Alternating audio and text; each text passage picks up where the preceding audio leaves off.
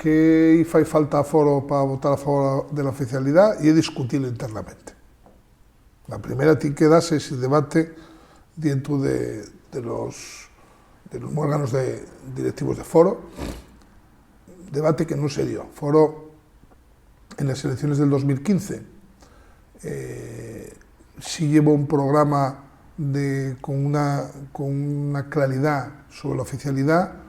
En las elecciones del 2019, motivado por toda la situación en España, por la cuestión de Cataluña, tuvo una propuesta más restrictiva en el programa del 2019.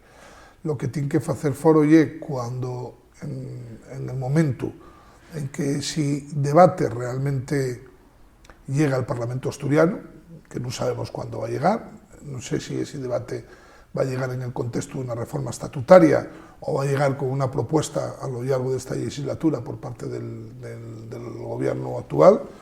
En ese momento, foro tendrá que tener el debate interno para acomodar la su postura sobre la oficialidad. Esto digo desde la perspectiva interna de foro. Hay gente en foro que somos partidarios de la oficialidad, como en mi caso.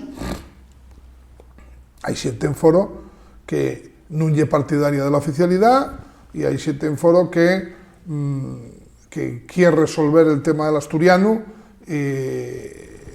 buscando fórmulas que puedan partir de la oficialidad o sin ella. O sea, hay de todo el abanico. Entonces, a la pregunta de qué fai falta foro, é debatirlo internamente y tomar las decisiones que tenga que tomar sobre el tema.